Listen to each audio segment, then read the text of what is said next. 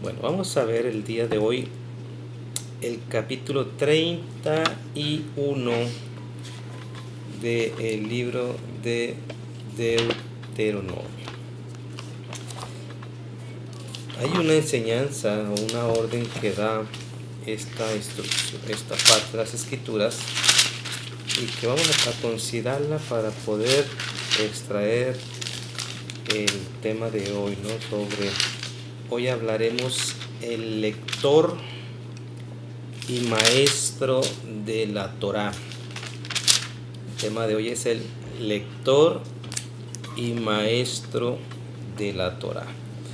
Vamos a hacer una oración primero. Bendito seas tú, Señor, nuestro Elohim del universo, que nos has santificado con tus mandamientos y nos instruyes a que, Señor, nosotros leamos tu palabra.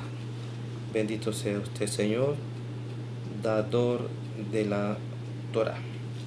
Bien, vamos al Deuteronomio 31, que está basado en la Parashá Vayelech, versículo número 10 al 11, y dice: Moisés les habló diciendo: al fin de cada 7 años, en el tiempo señalado del año de remisión, en la fiesta solemne de los tabernáculos, cuando todo Israel haya de presentarse ante el Eterno tu Dios en el lugar que haya escogido, leerás esta ley delante de todo Israel a oídos de ellos. Fíjense cómo es Dios quien da la instrucción, y que cada 7 años, que es el año de remisión, es decir, cuando los esclavos salían libres o los siervos salían libres, donde ya cumplían su periodo de trabajo, se les daba la libertad, y que ya les hemos hablado en otra ocasión, el año Shemitah, y que en ese año que se declara la libertad,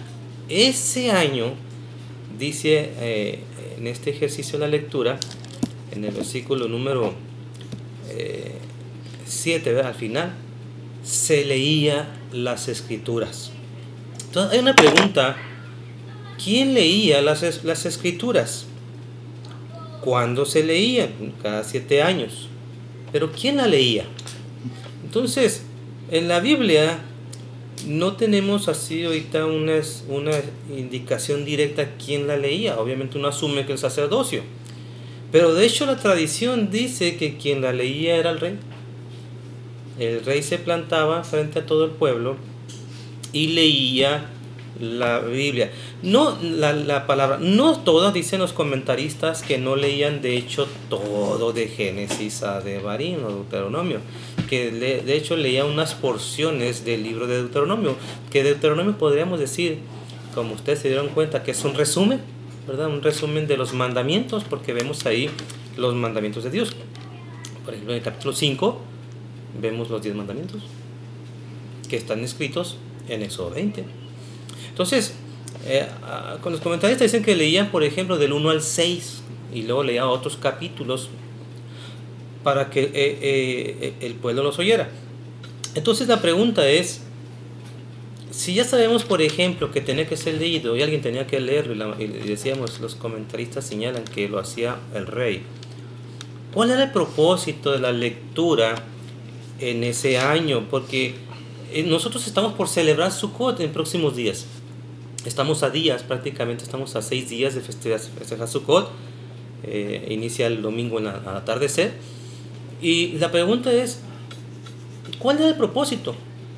Sukkot, que por cierto te explicaba, ¿verdad?, que nosotros lo vamos a hacer el próximo domingo también, es una festividad que nos hace recordar la libertad. Vivimos bajo el amparo de Dios, vivimos la protección de Dios, y Sukkot está relacionado, pero intrínsecamente, también aquí leemos mucho, en el reinado del Mesías. ¿Se acuerdan que leímos Zacarías 14? Cuando dice: cuando venga nuestro Señor, que ponga sus pies sobre el monte de los olivos, y luego dice que va a vencer a sus enemigos, y dice que va a instituir que todo el mundo se debe a la festividad de Sukkot, y que no lo haga, no llegará la bendición a los pueblos, a los reinos, a los países. Entonces Sukkot está intrínsecamente relacionado a la venida del Mesías. Y cuando hablamos pues de que ¿cuál era el objetivo de que se leyera los mandamientos al pueblo. De hecho, aquí no lo dice en el versículo 12. Vean que dice: congregarás al pueblo, hombres, mujeres, niños, y a tu extranjero que están en tus ciudades, para que escuchen y aprendan y teman. ¿Se acuerdan del ejercicio de la semana pasada? Que la mamá Nancy iba a sacar al niño, ¿verdad? Déjelo, los niños ellos no entienden de que si les decimos shh, tan chiquititos, déjelo llorar, no se preocupe. Pero miren qué interesante, leerán, o en este caso escucharán, hombres, no, es obvio, ¿verdad? Mujeres, niños y extranjeros, todo el mundo. En otras palabras, todo el mundo debe de escuchar. ¿Con qué objetivo? Para escuchar, número 1, hay que estar atentos, oír. Número 2, hay que aprender. Una vez que viene la enseñanza, pues aprendemos. Oh, Dios quiere que hagamos esto. Y número 3, al conocer la voluntad de Dios, se genera en nosotros un temor de Dios. Sabemos que le agrada, sabemos que no le agrada.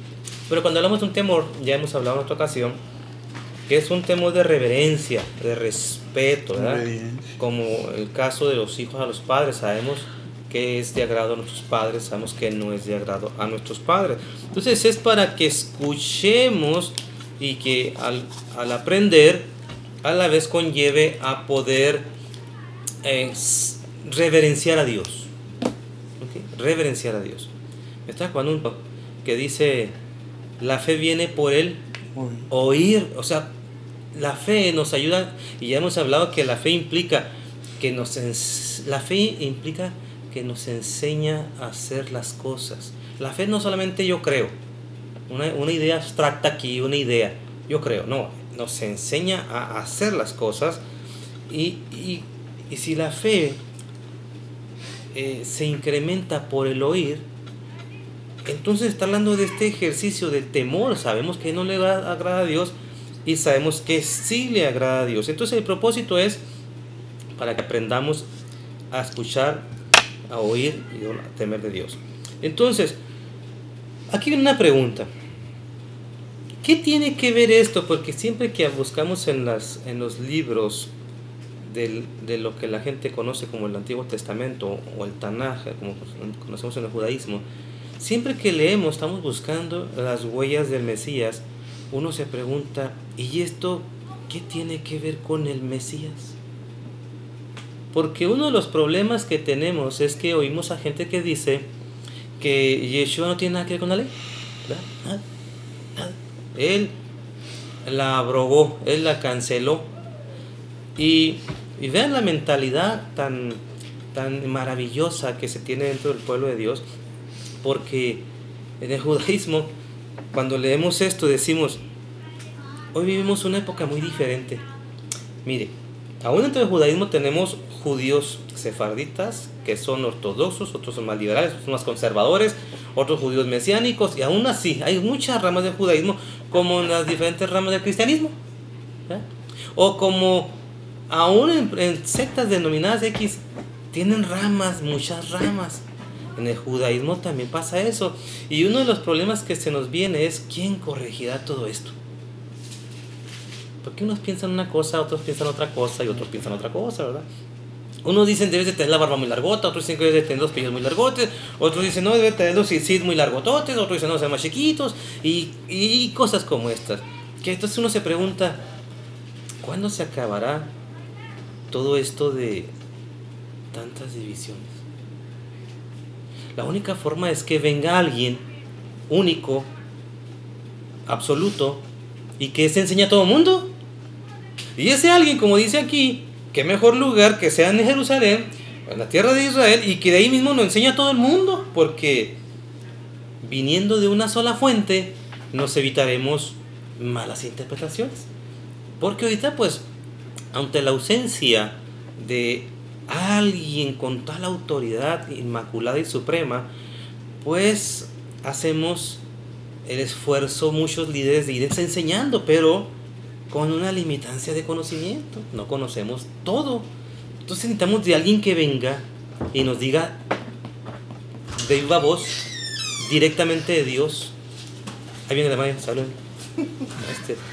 Entonces nos va diciendo que nos diga directamente de la fuente de Dios, por decirlo así, ¿verdad? ¿Quién más? Y de ahí viene la pregunta: ¿qué tendrá que ver aquí el Mesías Yeshua, o conocido como Jesús, con esto? Vamos a ver textos que a una tradición judía enseña, en el Talmud señala que debe de ser el rey que debe de enseñar esto, porque es la figura pública máxima. En el caso de Israel, ¿se acuerdan? Como David, como Salomón, la figura máxima es el rey. Él es la autoridad en torno a un pueblo, y ese pueblo pues respeta a su rey, sigue a su rey, obedece a su rey, como tal. Entonces un pueblo está obediente. Vamos a ver quién es Yeshua. Según Mateo 2, capítulo 2, versículo 1 y 2, vamos a ver que nuestro Mesías Yeshua tiene el título de rey. Vamos a ver. Estamos leyendo Mateo, o vamos a leer Mateo, capítulo 2, versículo 1 y 2. Después que nació Yeshua, nació en Belén de Judea en días del rey Herodes. He aquí unos sabios del oriente llegaron a Jerusalén, diciendo: ¿dónde está el que ha nacido rey de los judíos? Porque vimos su estrella en el oriente y vinimos a adorarlo. La Biblia nos dice que si algo tenemos seguro, que el Mesías tenía un título, aparte de Mesías, era rey. Y luego no tenemos ni dificultad para entenderlo: rey de los judíos. No hay dificultad. Quien lo quiera sacar de su escenario de pueblo divaga, ¿no? Como una ocasión decía a unas personas, ¿no? unos cristianos, cuando hablaba con uno más cristiano, le decía, ellos decían que Jesús él es la cabeza visible de la iglesia. Y yo le decía: pero usted tiene un problema, porque en la Biblia siempre está relacionado como rey de los judíos, no rey de los cristianos. ¿Cómo le hacemos ahí? Es rey de los judíos, no es rey de los cristianos, y como tal tenemos que sujetarnos a él, y no podemos cambiarlo. No podemos cambiar a que se cambie de pueblo, ¿verdad? Y nos guste más a los mexicanos o le guste más al americano. Nosotros tenemos que sujetarnos a él. En el libro de Mateo también 21, en el versículo número 5 dice: decid a la hija de Sión: he aquí tu rey viene a ti, manso y sentado sobre un asna. Citando una profecía.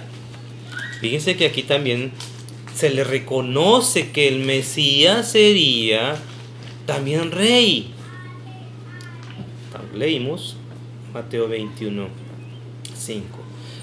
Ahora, hasta donde sabemos, literalmente no reinó en Jerusalén. Es decir, allá había un reino romano en la época. Además, usted lo vio en el capítulo 2 de Mateo. Allí estaba Herodes, ¿verdad?, que gobernaba esas regiones. Y que tenemos la certeza, ¿verdad?, que no físicamente no tuvo un reino en la tierra mientras vino, porque sabemos que las profecías dicen que iba a venir como siervo primero, iba a morir, pero muriera y resucitara, nos hace falta que venga, porque como lo hemos hablado en otras ocasiones, de hecho la Biblia profetiza que tiene que venir. El simple Mateo 24 que leíamos en días pasados, Hechos 1 que decíamos en días pasados, 1 Tesalonicenses 4:13 que leíamos en fechas pasadas, 1 Corintios 15:51 en adelante que leíamos también, va a venir. Ahora la pregunta es: ¿en calidad de qué va a venir? Mateo le decía que lo señala como rey. Sin embargo, no, aún hasta en su lecho de muerte, en su lugar de siendo muerto, en su crucifixión, estaba colocándole una placa ahí al rey de los judíos, pero no lo vimos reinar. En el libro de Apocalipsis, capítulo 16, versículo, dice lo siguiente: hay un título que carga el Mesías en sus vestimentas, que es descrito por Yohanan, o el escritor de Revelaciones o Apocalipsis, en el capítulo 19, que dice lo siguiente en el versículo del capítulo 19, 16. Dice: en sus vestiduras, y si usted lee un poquito antes, está hablando de Yeshua, en sus vestiduras y en su muslo tiene un nombre escrito: Rey de Reyes y Señor de Señores. Mire el 13, por ejemplo. Dice: ese Rey de Reyes es el Verbo de Dios. Y ya le digo, en el 11, versículo 11 dice: Él es también conocido como fiel y verdadero. Y en el versículo 10, ahí dice, se refiere a Yeshua. Es más, simplemente decir el Verbo de Dios nos hace recordar de Juan 1:1, ¿verdad? En el principio era el Verbo, y el Verbo era con Dios, y el Verbo era Dios. Elohim. Entonces, de todos conocidos que en la primera venida de nuestro Señor no vino como rey, sino como siervo. Murió como tal, pero también profetizó que iba a venir como rey. Y si iba a venir como rey, entonces el escenario de un siervo sufriente ya no cabe en esta parte, ya es un rey. De tal manera que podemos decir con certeza que viene un rey. Pero aquí es donde hay un problema. Hay doctrinas que acabo de explicar que están enseñando que el rey Yeshua o el rey Jesús no es compatible con la ley de Dios. No es afecto. Él quebró esa ley, él la rechazó, o él ya puso otra nueva y ya no tiene nada que ver con la ley de Dios. Esto contradice las propias escrituras, como esto lo vamos a ver, porque si algo tiene que hacer el rey de Israel, como lo vimos en la parasha anterior, es que tenía que hacerse una copia de la ley siempre debe tener una copia de la ley, siempre.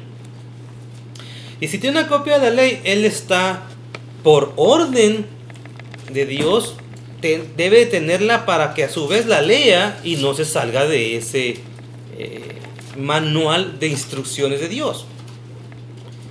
¿Por qué piensa la gente que Yeshua es diferente? Mateo 5:17, que es un texto que hemos leído con mucha frecuencia, nos relata que él, de hecho, siempre dijo que no iba a quebrantar nada de la ley.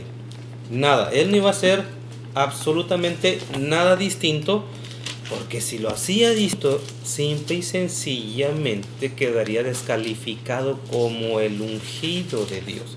Así de claro, ¿verdad?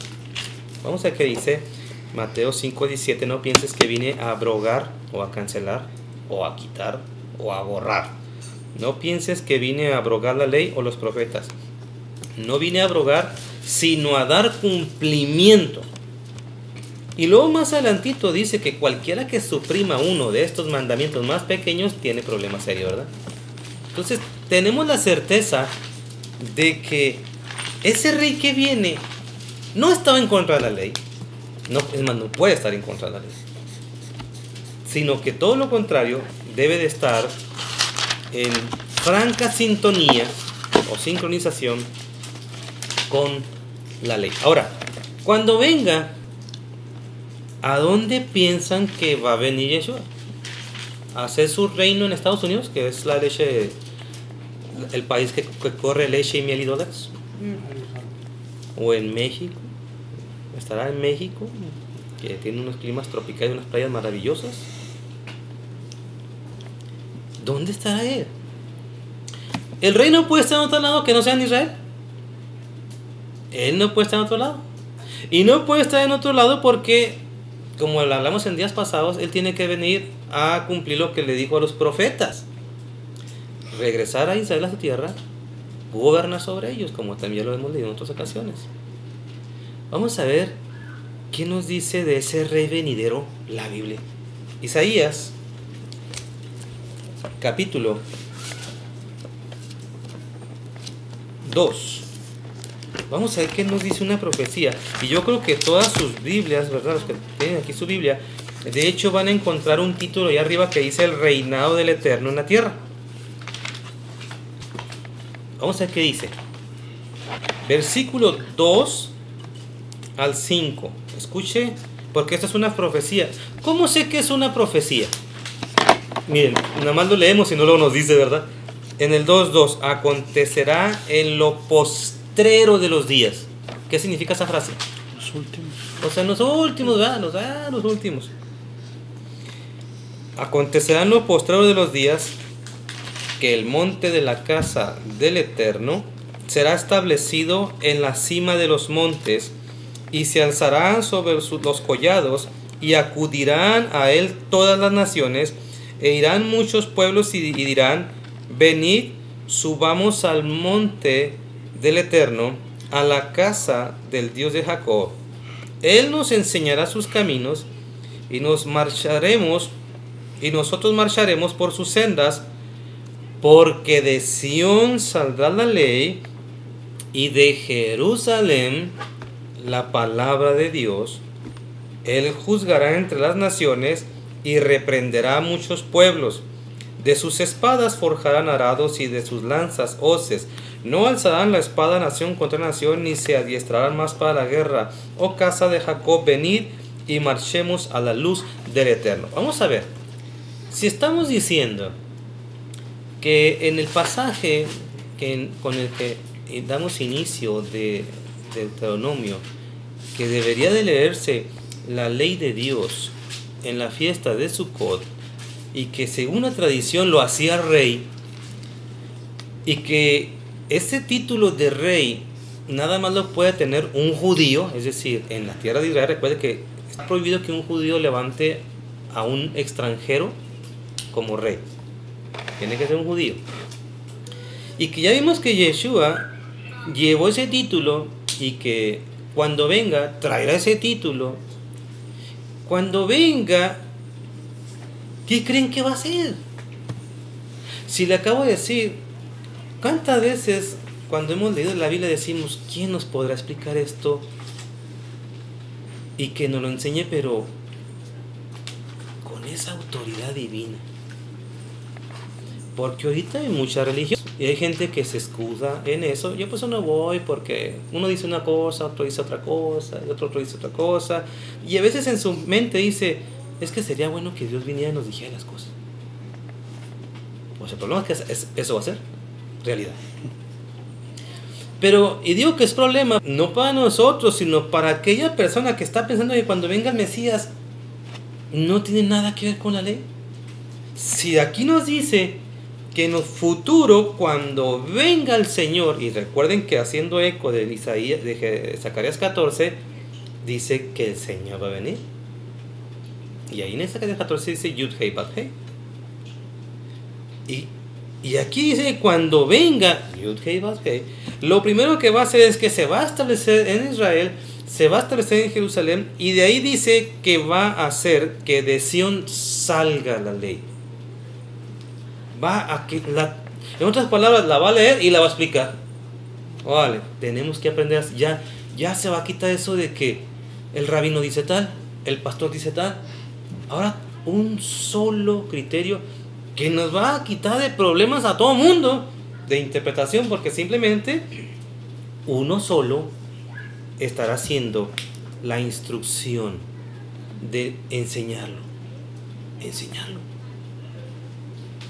Entonces, dice ahí, él juzgará. Un rey tiene la capacidad, o tiene en su investidura la autoridad de juzgar. Un rey tiene la capacidad de orientar, porque un pueblo lo ve con autoridad. Es el que sabe, es el que es el cabeza, es el que nos saca las guerras, es el que nos dice: no nos metamos en este problema. Es un rey, un gobernante. Y miren cómo aquí dice: él juzgará, versículo 4, entre las naciones y reprenderá a muchos pueblos. Y luego viene y establece la paz. Que ya hemos hablado que la paz no es que venga la paz y juicio tremendo.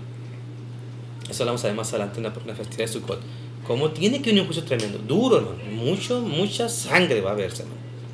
Entonces tiene que venir. ¿Por qué? Porque tiene que cumplir que de allí, de ahí, de ese lugar, tiene que corregirse todos estos errores. Todos estos errores. Todos los errores que se tienen en el mundo. De una sola fuente tiene que salir la verdad. Isaías 16, versículo 5. Miren cómo nos habla de que ahí en ese tabernáculo de David, allí en Jerusalén, allí en Israel, algo va a pasar. Miren. En el tabernáculo, Isaías 16, 5. No le puse el micrófono a esta cosa. En el tabernáculo de David será establecido un trono fundado en la misericordia y la verdad. En él se sentará un juez celoso. Fíjense las características del que se va a sentar según Isaías 2. Un juez celoso del derecho, solícito de la justicia. Aquí hay dos palabras, subrayalas. Justicia. Pero dice que es un celoso. Porque hay gente que piensa que Yeshua ya desechó eso, de ser celoso. Si en la Biblia tenemos claro que era un celoso de Dios, que una vez no corrió la gente que andaba usando mal el templo por andar vendiendo, que usted lo puede ver, por cierto, en las Escrituras, cuando nos describe este ejercicio, ¿no? de que se empezaron a vender y se enojó y hizo una trenza y empezó a sacar y se acordaron los discípulos. Hay una profecía de eso, que el celo del Señor se manifestará. Un juez celoso, pero un juez no se rige sin la ley. Un juez tiene que tener a su mano su ley. Y esa ley aquí es descrita con estos dos términos: derecho y justicia. ¿Cómo va a saber usted qué es lo correcto sin la Biblia? ¿Cómo va a saber usted qué es lo justo sin la Biblia? No se puede. ¿Cómo va a saber usted qué es robar si no tuviéramos la Biblia? Es decir, ante Dios. ¿Cómo va a saber qué es la idolatría si no tuviéramos la Biblia? Por eso la Biblia es escrita como derecho y justicia. Vamos al libro de Génesis 18 para que usted vea que desde nuestro patriarca Abraham ya Dios venía diciendo que los mandamientos de Dios de hecho son descritos como derecho y justicia y que se deben enseñar para que la gente los guarde y los obedezca. Génesis 18 al 19 dice: porque ciertamente Abraham llegará a ser una nación grande y fuerte, y en él serán benditas todas las naciones de la tierra, porque lo he escogido para que instruya a sus hijos y a su casa y a sus sucesores a mantenerse en el camino del Eterno, practicando justicia y derecho, para que cumpla el Eterno sobre Abraham todo cuanto ha predicho acerca de él. Abraham sabía que tenía una responsabilidad: enseñar derecho y justicia. ¿Usted tiene una responsabilidad? Enseñar derecho y justicia. ¿Qué hacía el rey David? Lo propio. Miren lo que dice Segunda de Samuel 8.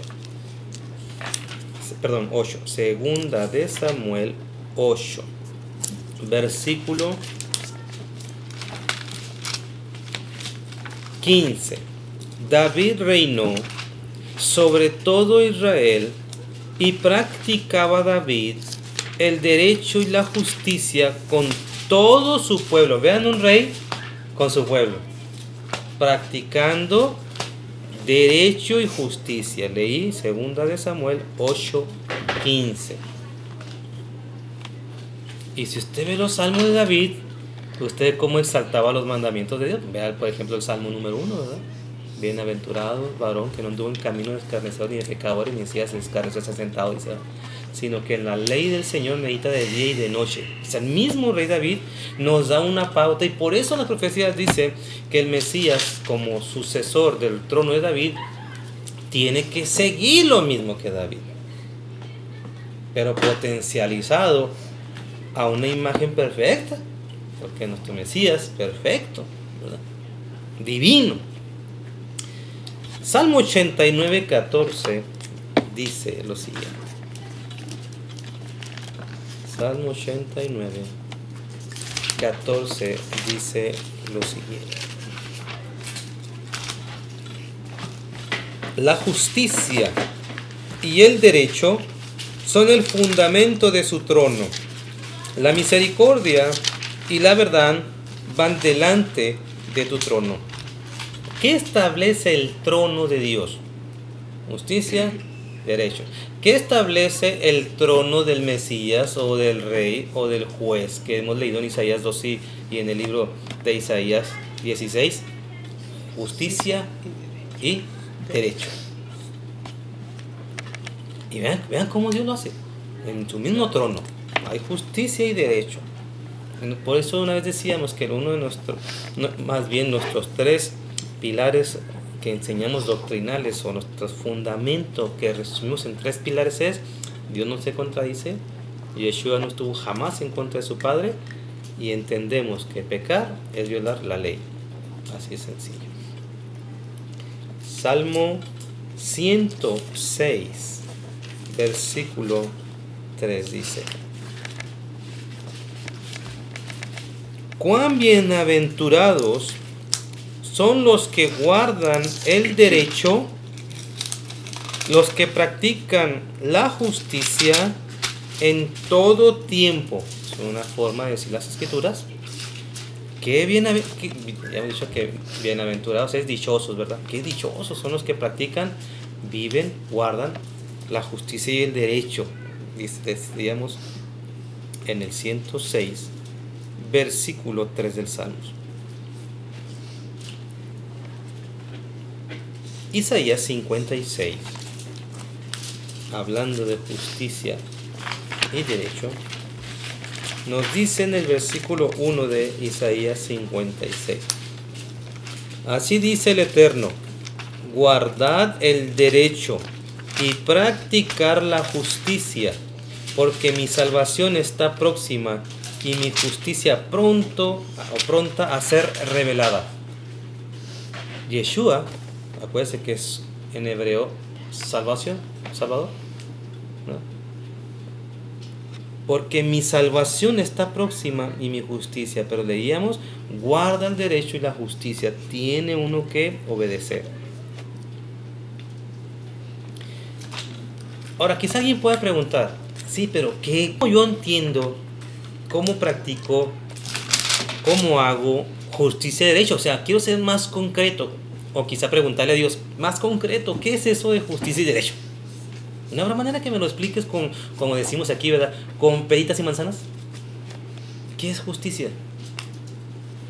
¿Qué es derecho? Miren lo que dice el profeta Ezequiel en el capítulo 18, versículo 5 al 9. Lo voy a leer.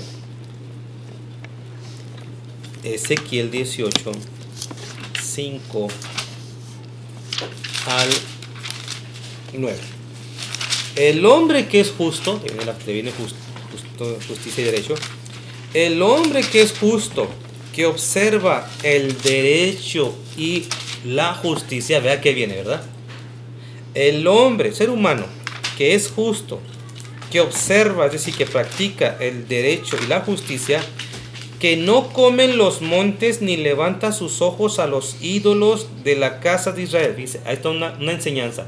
Uno que practica justo y derecho no anda allá arriba de los cerros adorando ídolos. ¿Se han fijado que hasta aquí en Estados Unidos y en México cómo les encanta poner ídolos arriba de los cerros todavía? No profana la mujer de su prójimo. ¿Qué mandamiento es este? No cometerás adulterio. Es el primero que vimos. No te harás imagen. No calces a tu Dios. Ni se llega a la mujer menstruosa. ¿Dónde encontramos eso? En la ley de Dios. Que no explota a nadie. La ley de Dios nos dice, debes de pagarle al obrero su salario digno. No debes de esclavizar a la gente. Y al deudor le devuelve la prenda empeñada. ¿Se acuerdan que le leímos? Si no tiene, regresas antes de que oscurezca, porque la noche viene y puede ser en frío. Y no comete robo, que dice el mandamiento, no robarás. y da de su pan al hambriento y cubre con su vestido al desnudo. ¿Qué dice la ley de Dios? Acuérdate de la levita, del huérfano, acuérdate del extranjero, acuérdate. La Biblia no dice todo eso.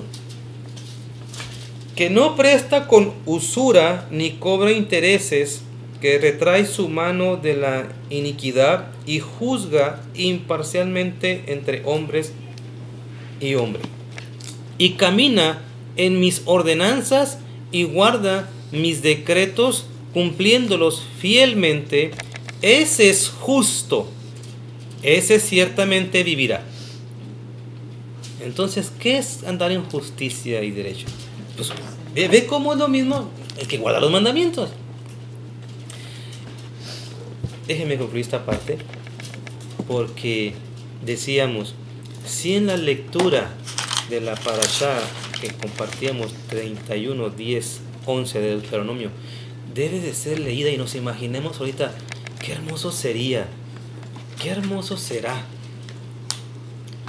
pensar que venga nuestro Mesías y aclare tantas confusiones, porque los luteranos dicen una cosa, los apostólicos dicen otra cosa, la luz del mundo dice otra cosa, el mormonismo dice una cosa, todo el mundo dice una diferente. Imagínense cuántas cosas se corregirían cuando venga el Mesías y diga, de Jerusalén va a salir la enseñanza, pero a la vez cuánta decepción para aquellos que estuvieron diciendo, pero ese rey no tiene nada que ver con la Torah. Imagínense usted el gran problema cuando Él venga y les diga, ¿quién te dijo que no? Yo no vine a quebrantar la ley, sino a cumplirla. Que Dios nos ayude a estar en esa época gloriosa, ¿verdad? Cuando de Jerusalén salga la ley a todas las naciones y dice, y todo el mundo va a recurrir a verla. Y uno se pregunta, si ahí dicen Isaías 2 que todo el mundo, ¿cuándo? Zacarías 14 dice, ¿cuándo? En Sukkot. Deben de ir los gobernantes, y si no van, no llega bendición por desobedientes a la ley. Concluimos. Padre eterno, gracias por tu bondad, por tu misericordia.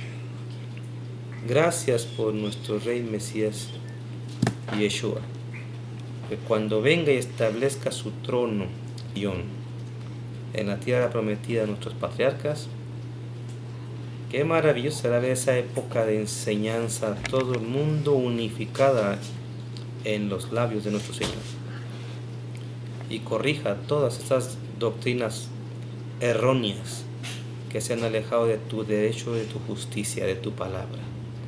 Gracias, Señor. Amén.